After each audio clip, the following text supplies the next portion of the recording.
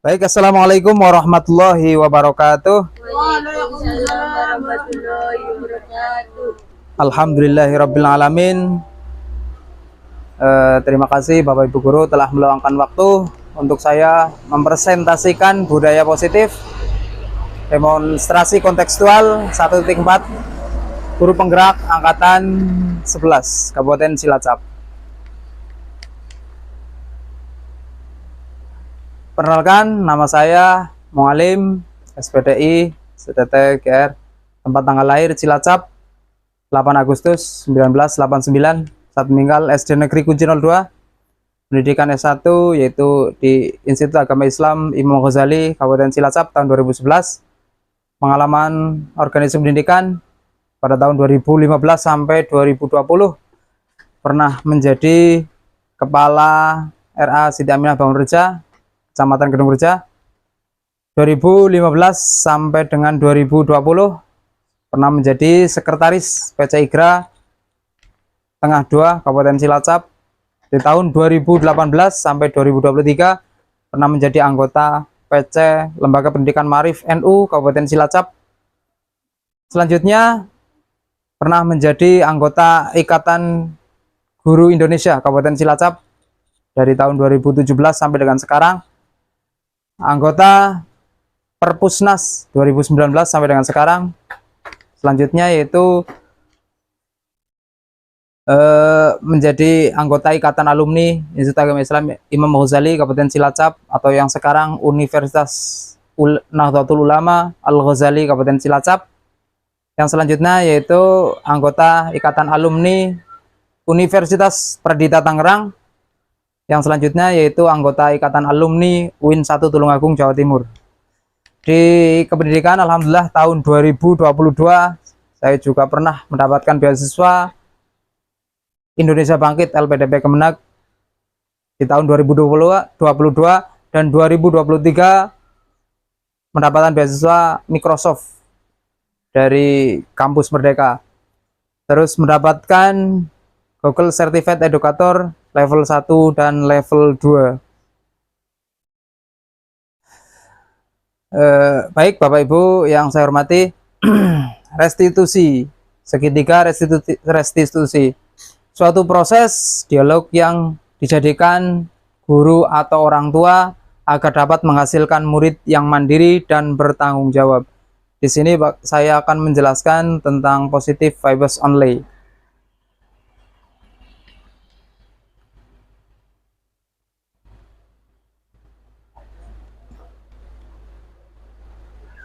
Positive vibes only adalah ungkapan yang sering digunakan untuk mengajak orang-orang agar hanya menyebarkan atau fokus pada negatif energi positif dan hal-hal yang baik. Istilah ini berasal dari budaya media sosial yang dan sering digunakan untuk menyaring atau menghindari hal-hal yang negatif dalam interaksi sehari-hari. Jadi kita sebagai guru paling tidak bisa membiasakan budaya positif ini, karena posisi anak itu dilahirkan itu dalam keadaan suci.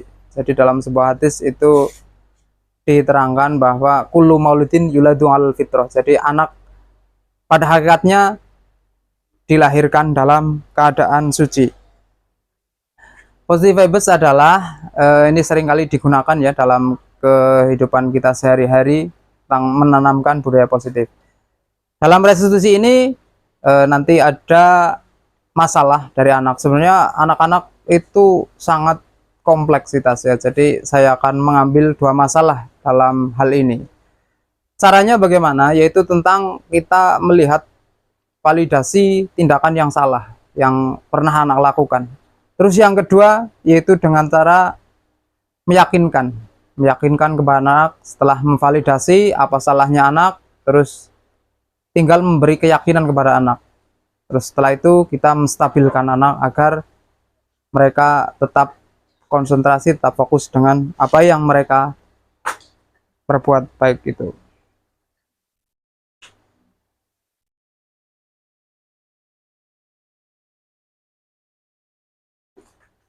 menstabilkan identitas berdasarkan prinsip membuat kesalahan adalah bagian dari proses pembelajaran. Jadi anak-anak kan, kita kalau belajar untuk menganalisis masalah, kita itu harus belajar dari kesalahan itu.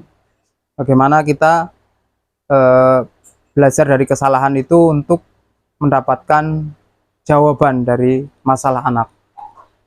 Yang selanjutnya adalah menggeser identitas gagal ke identitas sukses. Dari identitas yang dianggap gagal, bagaimana kita cara menggesernya dari kegagalan itu menjadi kesuksesan.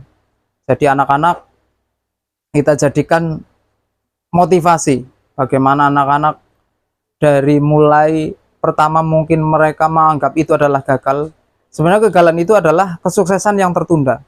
Jadi anak-anak menganggap itu kegagalan, tetapi sesungguhnya di dalam kegagalan itu ada kesuksesan bagi anak-anak.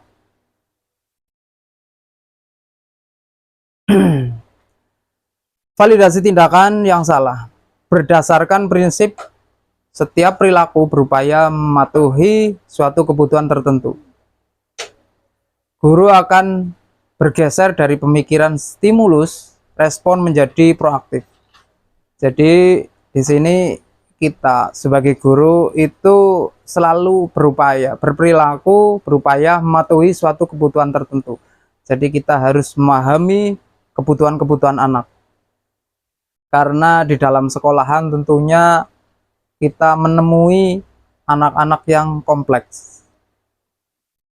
Dari bagaimana kebutuhan mereka dalam belajar, terus anak-anak juga memiliki masalah bukan hanya di pembelajaran saja, mungkin dia itu belajar punya masalah dari rumah terus sampai dibawa ke sekolahan.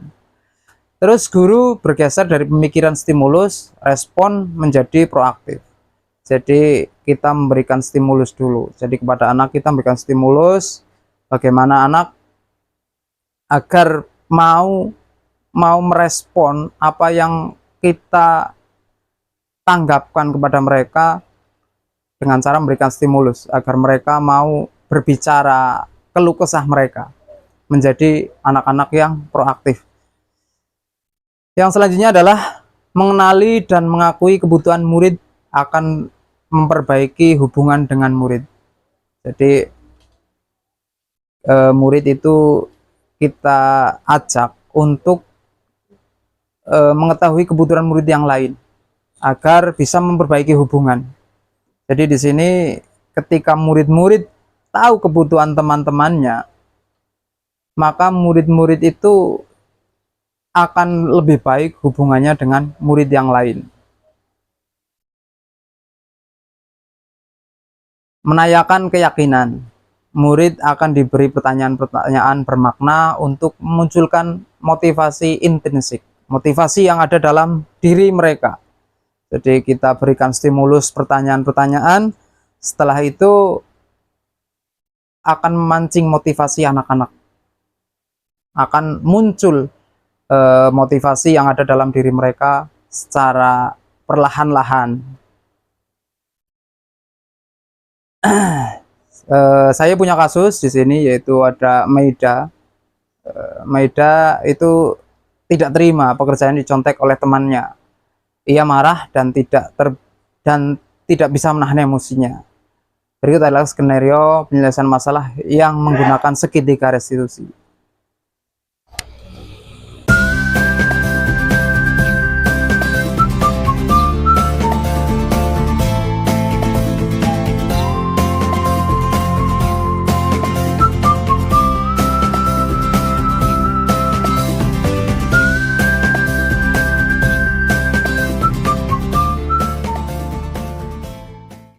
Selamat siang Mbak Maida. Siang.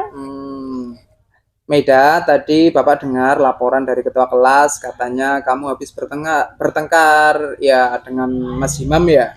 Imam sih selalu mencontek hasil pekerjaan saya, bukan hanya PR, tugas sekolah juga selalu dicontek.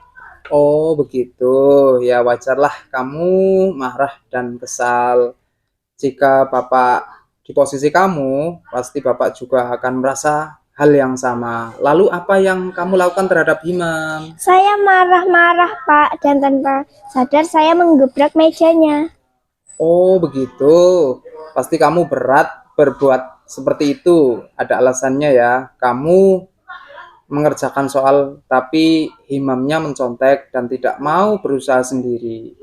Ya, wajarlah kalau kamu merasa marah karena tidak rela pekerjaanmu dicontek begitu saja oleh Himam. Bapak sangat menghargai tindakan kamu yang tidak berbuat lebih buruk daripada itu. Misalnya memukul. Sekarang coba kita pikirkan tindakan kamu. Marah sampai mengebrak meja, apakah sesuai dengan keyakinan kelas kita? Menurut kamu, keyakinan kelas apa yang sudah dilanggar? Saling menghormati antar teman, Pak. Ya, betul. Menurut kamu, saling menghormati antar teman itu penting? Tidak untuk kamu. Penting, Pak. Baik, kalau menurut kamu itu penting, jadi keyakinan apa yang harus kamu lakukan pada saat kamu sedang marah? Harus bisa Kamu bersedia memperbaiki masalah ini? bersedia, Pak. Apa yang akan kamu lakukan untuk memperbaiki masalah ini? Bersabar dan menahan amarah saya. Kalau ada teman yang mencontek, saya akan melaporkan kepada guru atau kepala sekolah. Ya, tepat sekali tindakan kamu, Maida. Tetap semangat ya. Sekarang silakan kembali ke kelas. Terima kasih, Pak. Sama-sama. Terima kasih, Mbak Maida. Assalamualaikum warahmatullahi wabarakatuh. Nama saya Maida Almira, kelas 5. Saya merasa sangat lega setelah mendiskusikan masalah saya bersama Pak Mualim. Terima kasih Pak Mualim, saya akan berusaha lebih baik lagi. Terima kasih. Wassalamualaikum warahmatullahi wabarakatuh.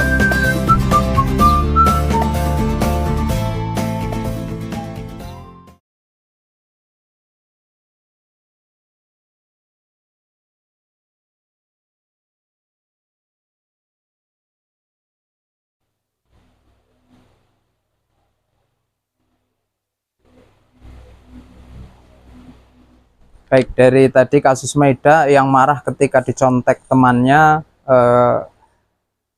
Maida melampiaskan emosinya. Jadi di penjelasan tadi, Maida ketika marah pun masih bisa menguasai dirinya. Menguasai dirinya tidak sampai menggebrak, tidak sampai merobohkan meja, tidak sampai membanting meja, tidak sampai memukul temannya. Itu pun sudah termasuk kegiatan yang baik, sudah termasuk pengendalian diri yang baik yang dicontohkan oleh Maida, sehingga Maida itu masih bisa punya kontrol emosi yang sangat baik. Jadi jangan dilihat karena Maida sudah marah karena tidak pekerjaannya selalu dicontek oleh temannya, tetapi dilihat di sisi yang lain, Maida itu masih bisa mengontrol dirinya, tidak sampai memukul temannya. Di situ pun sudah ada nilai positifnya dari Maida. Jadi di sini nanti saya juga akan menunjukkan video bagaimana penyelesaian masalah yang dilakukan oleh Maida. Jadi Maida setelah saya panggil di dalam ruangan tersendiri, saya minta klarifikasi masalah-masalahnya. Ternyata Maida itu tidak hanya di sekolahan saja, ketika di rumah pun ya bisa terjadi seperti itu. Dan selanjutnya kita akan bahas tuntas lagi ya nanti ya. Baik Bapak Ibu yang saya hormati, selanjutnya ini video tentang klarifikasi Maida.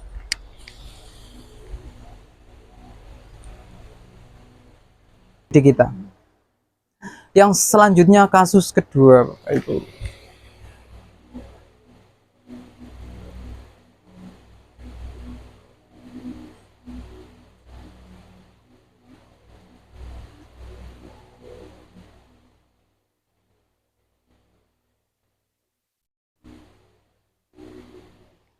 Baik, ini tadi kasus Maida. Kasus kedua itu ada Zaki yang sering datang terlambat sehingga banyak pelajaran yang tertinggal. Berikut adalah skenario penyelesaian masalah.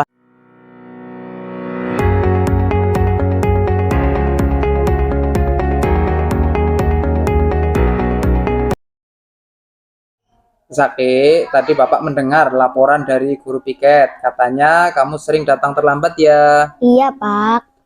Menurut ingatan kamu, sudah berapa kali kamu terlambat? Sudah 5 kali, Pak. Sering terlambat itu suatu kesalahan bukan? Iya, Pak. Baik, Mas Zaki, berbuat kesalahan itu manusiawi. Setiap orang pasti pernah berbuat kesalahan. Yang terpenting kita bisa belajar dari kesalahan tersebut dan berusaha untuk memperbaiki. Setuju? Setuju, Pak. Mas Zaki, kita cari solusi bersama ya. Iya, Pak. Mas Zaki sering datang terlambat, pasti punya alasan. Kenapa sih Mas Zaki sering datang terlambat? Karena saya sering bergadang sambil main HP, Pak. Jadi kurang tidur. Kamu tahu keyakinan kelas yang sudah kita sepakati? Tahu, Pak. Kalau terlambat datang ke sekolah, sesuai dengan keyakinan kelas kita tidak. Tidak, Pak. Menurut kamu, keyakinan kelas apa yang sudah kamu langgar? Disiplin, Pak. Menurut kamu, disiplin itu penting tidak untuk kamu? Penting, membuat saya datang ke sekolah tepat waktu dan bisa menghargai waktu. Betul, menghargai waktu itu penting dan sangat bermanfaat untuk kita. Seperti kita dapat menghargai orang-orang yang ada di sekitar kita, pekerjaan menjadi tidak menumpuk, dan kita juga dapat melatih rasa kepedulian.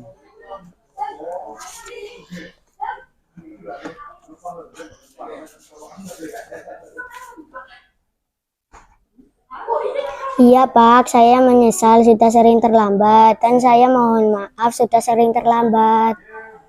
Iya, Mas Zaki, sikap yang sangat baik sudah kamu lakukan dengan cara meminta maaf. Menurut kamu, apa yang akan kamu lakukan agar kamu tidak datang terlambat lagi ke sekolah? Saya akan tidur lebih cepat dan tidak bergadang lagi agar tidak datang terlambat ke sekolah. Baik, Mas Zaki, kamu sudah menemukan solusi dan Bapak akan bekerja sama dengan orang tua kamu agar kamu tidak datang terlambat lagi ke sekolah. Sekarang silakan kembali ke kelas. Terima kasih, Pak. Iya, sama-sama. Terima kasih Mas Zaki ya. Ya. Assalamualaikum warahmatullahi wabarakatuh. Nama saya Zaki Mulyadi, kelas 5. Saya senang sekali berdiskusi tentang masalah saya dengan Pak Mualim. Semoga saya menjadi pribadi yang lebih baik lagi. Terima kasih. Wassalamualaikum warahmatullahi wabarakatuh.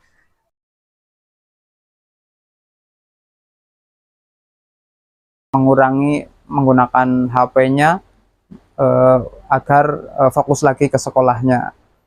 Jadi dari 2 kasus tadi kita bisa menyelesaikannya bersama-sama anak didik ya. Bagaimana Mas Zaki Mulyadi menyelesaikan ini bersama-sama dengan kita semua. Jadi nilai positif yang terkandung di anak-anak ini, peserta didik ternyata mempunyai pemecahan masalahnya tersendiri. Jadi setelah mereka memiliki kesalahan, mereka ternyata bisa menemukan masalahnya sendiri, bagaimana cara mereka mengolah kesalahannya, terus menjadi segi-segi yang positif, yaitu dari yang awal tadi yaitu vibes positif vibes only, yaitu mereka menemukan masalah yang positif yang ada dalam diri mereka. Jadi tidak hanya dari segi negatifnya, tetapi mereka juga mampu. Jadi dari segi negatif mereka bisa mengolahnya menjadi sesuatu yang positif. Baik Bapak Ibu yang saya hormati, saya akan melanjutkan presentasi saya.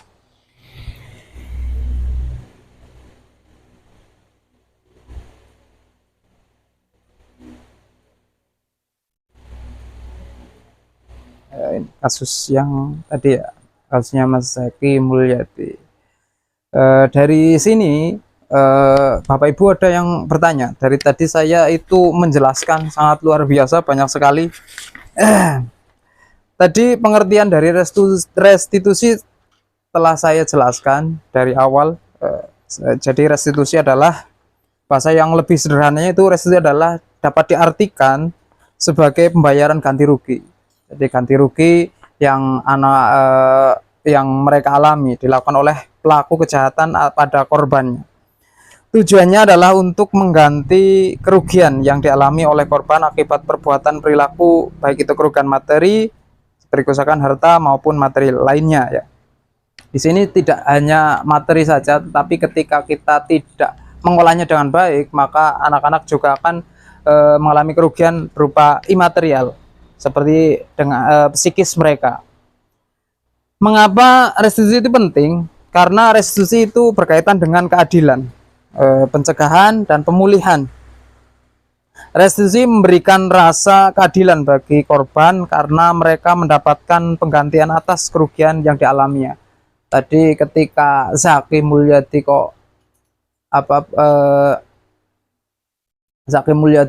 tidak dapat mengolahnya, itu akan menjadi kerugian mereka. Kerugian tidak dapat mengikuti pelajaran dengan baik, itu maka dari itu kita pecahkan dengan cara menggali dengan restitusi itu ya. Jadi agar mereka teradili, tidak hanya mendapatkan kesalahan saja.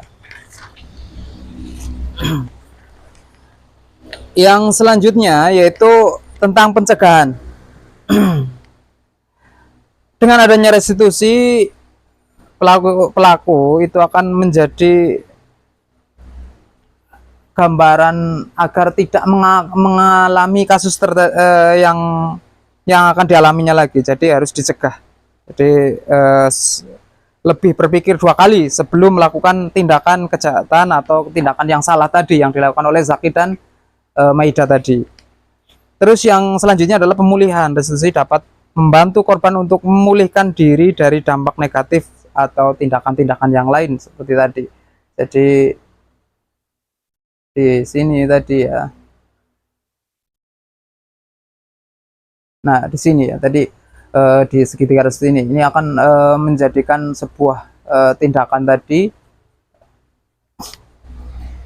Terus setelah restitusi tadi saya mengambil ini positive vibes only. Itu apa sih?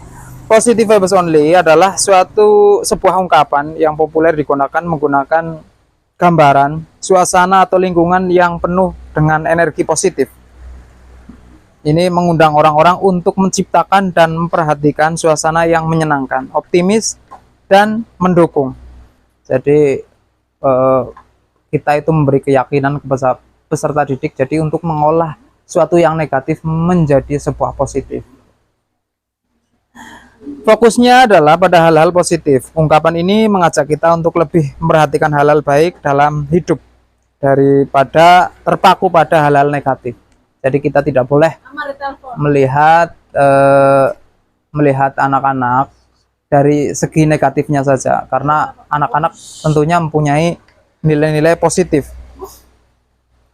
Terus yang kedua adalah menciptakan energi yang baik dan menjaga pikiran dan perasaan positif. Kita turut menciptakan energi positif yang menularkan kepada orang lain di sekitar kita. Setelah kita pelajari tadi ada kasusnya Zaki dan Maida, kita jadi tahu bagaimana cara menyelesaikannya, itu dengan cara menggunakan segitiga restitusi ini. Yang selanjutnya adalah meningkatkan kesejahteraan. Maksudnya kesejahteraan di sini adalah menstabilkan anak. Jadi ketika anak sudah stabil, maka perasaan anak akan bahagia. Setelah bahagia itu akan lebih fokus mendapatkan pelajaran, itu akan lebih bahagia dan mudah untuk menerima apa yang kita sampaikan dalam pelajaran-pelajaran. Mengapa positive vibes itu penting? Pengaruhnya itu pada lingkungan. Energi yang kita pancarkan mempengaruhi orang-orang di sekitar kita. Suasana positif dapat menjadi sumber kekuatan dan inspirasi bagi orang lain. Positif ini itu sangat luar biasa, akan dapat mempengaruhi lingkungan di sekitar lingkungan kita. Jadi lingkungan kita itu akan sangat terpengaruh dengan positive vibes only ini. Jadi setelah anak-anak merasakan nilai-nilai positif yang ada dalam dirinya, maka anak-anak itu akan lebih stabil. Setelah stabil akan lebih mudah untuk menerima pelajaran yang akan kita sampaikan. Bagaimana cara menerapkannya? Yaitu dengan berpikir positif, latih pikiran untuk selalu mencari sisi baik dari setiap situasi. Jadi di kasusnya Maida dan Zaki tadi, kita tidak boleh melihat sisi negatifnya saja, tetapi kita harus bercermin, harus mencari sisi positifnya yang telah mereka lakukan, karena di setiap sesuatu yang negatif itu ada sesuatu yang positif yang mungkin dorongannya lebih besar dari sisi negatif itu. Terus yang kedua adalah mengelilingi diri dari orang-orang positif, berinteraksi dengan orang-orang yang menginspirasi dan mendukung.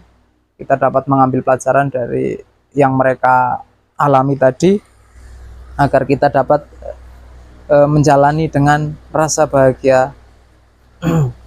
Terus langkah-langkah menyenangkan, yang pertama itu mencari kegiatan yang membuat anak-anak itu bahagia, rileks. Itu dengan cara tadi yang telah dilakukan.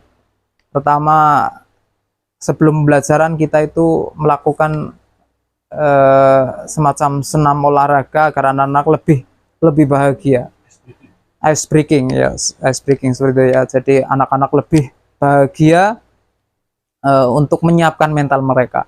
Tadi Pak Wiwit sudah menyebutkan ice breaking, terus ada yang lain lagi, seperti dengan permainan dulu atau dengan meregangkan. Ketika selesai pembelajaran, paling enggak kita itu membuat peregangan otot-otot, karena yang saya alami ketika di kelas, ketika anak sudah bosan, sudah mulai jenuh, itu anak-anak akan membuat ulah, yaitu dengan cara nabu-nabu meja atau yang lain. Itu bagaimana cara kita itu mengolahnya itu. Kalau yang saya lakukan ketika menstabilkan anak, yaitu pertama dengan mengangkat tangan mereka. Angkat tangannya, semuanya ikut mengangkat tangan. Setelah mengangkat tangan, diregangkan. Setelah diregangkan, setelah anak sudah mulai stabil, kita baru memasukkan pelajaran kembali. Itu yang saya alami ketika di kelas.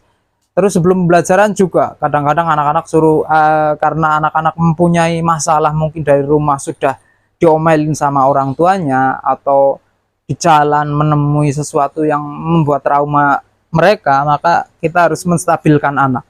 Jadi stabilkan, setelah distabilkan baru mereka bisa mendapatkan pelajaran. Cara menstabilkannya itu dengan cara, kalau yang saya alami itu dengan cara membacakan surat-surat pendek dalam Al-Quran, karena saya dalam guru agama ini. Kalau mungkin Bapak Ibu guru di kelas mungkin dengan cara-cara yang lain, misalkan dengan cara lompat-lompat, jongkok-jongkok, atau bagaimana agar mereka refresh, bahagia. Setelah bahagia kan tentunya pembelajaran itu akan lebih nyaman. Namun perlu diingat Bapak Ibu, tidak semua selalu merasa positif. Jadi tidak semua merasa positif. Adalah wajar untuk merasa sedih atau marah atau kecewa. Menekan perasaan negatif justru tidak sehat. Ya, seperti yang saya dapat dari Bu Sofi ya, ketika anak kok sedang merasakan keluh kesah gembira atau kesedihan sangat luar biasa, maka anak-anak akan silakan diluapkan saja kesedihan itu sampai habis. Setelah semuanya sudah habis, sudah tenang, maka anak-anak itu setelah diluapkan semua kan akan merasa tenang, akan merasa lega. Tadi seperti yang dialami Maida, setelah didengarkan curhatannya itu merasakan lega, kelegaan tersendiri. Setelah lega, anak-anak itu akan kembali lagi, mungkin tidak 100%, tapi kan paling tidak kita sudah membantu anak-anak untuk merasakan kelegaan, karena semua orang tentunya ingin merasakan kelegaan. Lega, setelah lega maka perasaan sudah menjadi stabil kembali, riang gembira. Walaupun tidak 100%, tapi kita setidaknya sudah menolong anak itu. Jadi tidak masuk dalam kesedihan terus. Karena kalau masuk dalam kesedihan terus, maka anak-anak itu akan berpengaruh sangat dalam, itu sangat lama. Jadi luka-luka anak itu akan sangat lama ketika merasa sedih terlalu dalam, tidak diluapkan, itu biasanya bisa menjadi sesak dan menjadi penyakit yang timbul yang ada dalam diri seorang anak atau seorang manusia. Jadi kita harus membiasakan anak atau melatih anak untuk selalu apa yang mereka rasakan bisa di-sharingkan kepada kita. Kalau kita kan sesungguhnya kalau di kurikulum Merdeka, kita itu sebagai pendidik itu berhamba pada siswa. Jadi kita melayani siswa dengan sangat full, sangat luar biasa. Waktu daring pun, waktu saya merasakan waktu daring pun mereka sering WA terus menanyakan pembelajaran, bagaimana mencari solusi, terus bagaimana cara menerapkan solusi tersebut. Baik, sampai sini Bapak Ibu, silakan ada pertanyaan yang bisa saya jawab.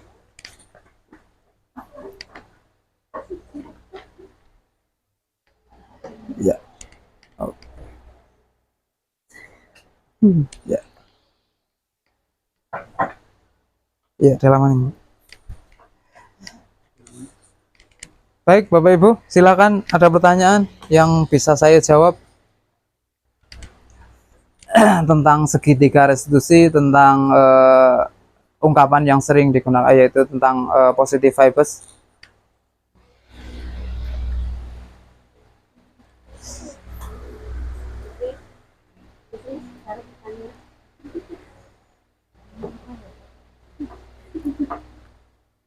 Silakan Bu, tanyalah.